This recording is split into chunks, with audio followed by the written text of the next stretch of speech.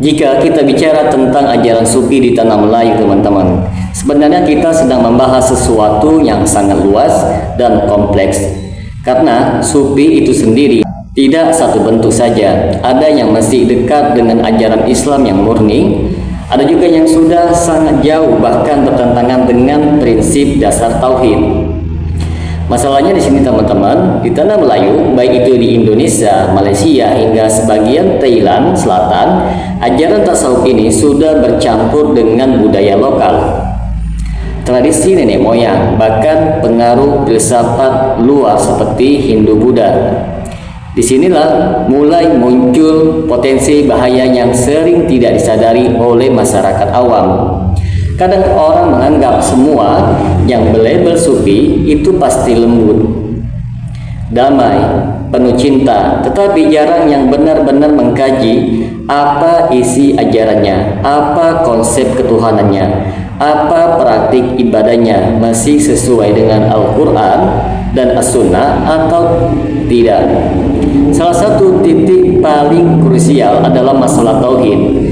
Dalam Islam, konsep tauhid itu jelas, teman-teman. Allah itu berpisah dari makhluknya, tidak menyatu dengan ciptaannya, tidak masuk ke dalam diri manusia, dan tidak bisa diwakili oleh siapapun. Namun dalam sebagian ajaran sufinya ekstrim yang cukup banyak beredar di tanah Melayu, muncul konsep seperti wahdatul wujud. Ini adalah sebuah keyakinan bahwa pada hakikatnya yang ada hanya satu wujud, yaitu Allah Subhanahu wa Ta'ala. Makhluk dianggap hanya manifestasi atau pancaran dari Tuhan.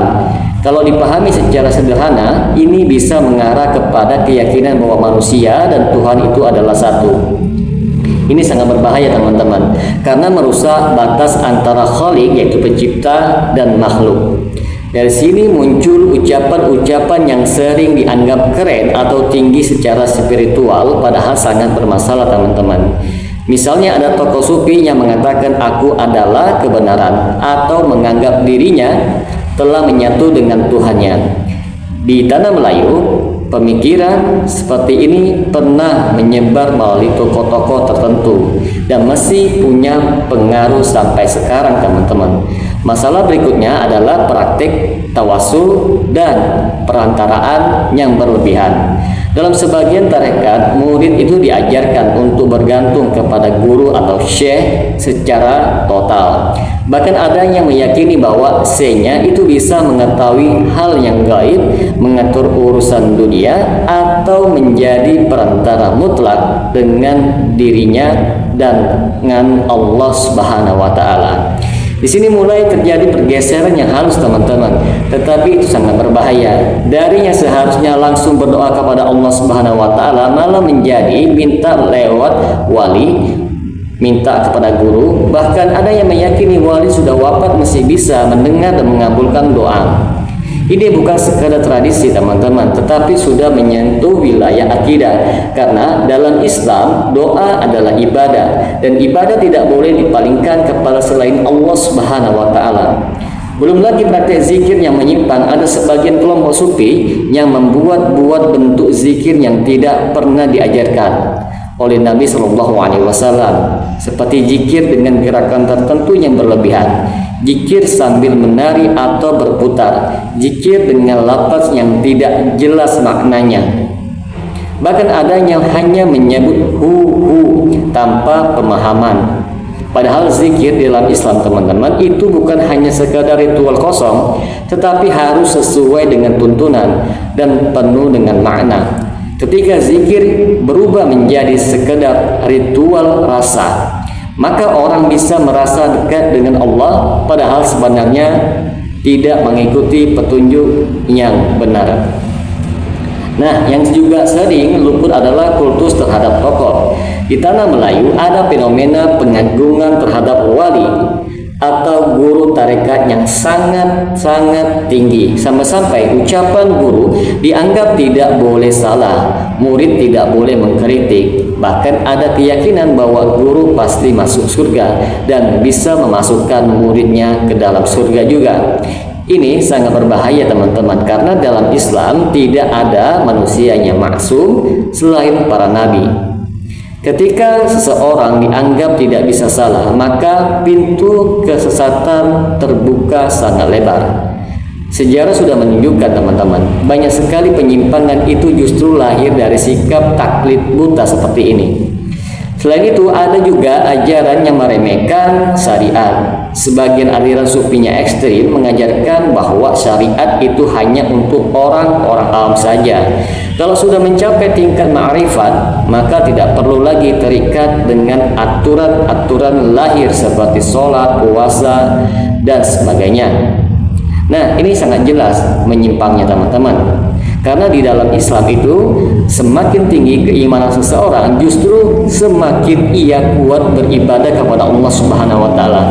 Tidak ada satupun sahabat Nabi atau ulama besar yang meninggalkan syariat dengan alasan sudah mencapai makam hakikat. Di tanah Melayu, penyebaran ajaran seperti ini sering dibungkus dengan budaya, semisal ziarah kubur yang berlebihan sampai meminta-minta kepada penghuni kubur, ritual-ritual tertentu yang dianggap warisan wali, kisah-kisah karomah yang dilebih-lebihkan tanpa verifikasi. Karena sudah jadi tradisi turun-temurun, banyak orang tidak lagi mempertanyakan ini benar atau tidak. Padahal sesuatu yang lama belum tentu benar, dan sesuatu yang populer belum tentu sesuai dengan ajaran Islam. Yang membuat situasi ini semakin rumit adalah label tasawuf itu sendiri. Karena ada tasawuf yang lurus, yang fokus pada tazkiyatun nufus, zuhud, yang tidak berlebihan dalam dunia, ikhlas dalam ibadah. Ini sebenarnya bagian dari Islam yang baik. Tetapi ketika tasawuf sudah bercampur dengan filsafat asing, kultus individu, penyimpangan akidah, maka ia berubah menjadi sesuatu yang harus dikritisi. Jadi, kalau kita rangkum secara sederhana, teman-teman, bahaya ajaran sufi yang menyimpang di tanah Melayu itu biasanya muncul dalam beberapa bentuk.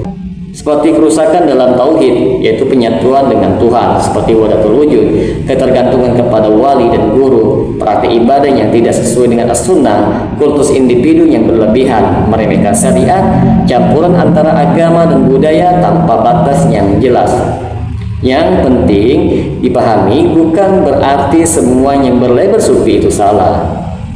Nah, tetapi juga tidak boleh semua diterima tanpa kritik. Sikap yang benar adalah menimbang semuanya dengan Al-Quran, Sunnah Nabi, pemahaman para sahabat. Kalau sesuai kita ambil, kalau tidak ya kita tinggalkan. Semoga dengan sedikit penjelasan ini dapat memberikan manfaat bagi teman-teman sekalian, dan apabila channel ini dapat memberikan manfaat bagi teman-teman sekalian, silakan like, subscribe, dan share. Semoga bermanfaat. Assalamualaikum warahmatullahi wabarakatuh.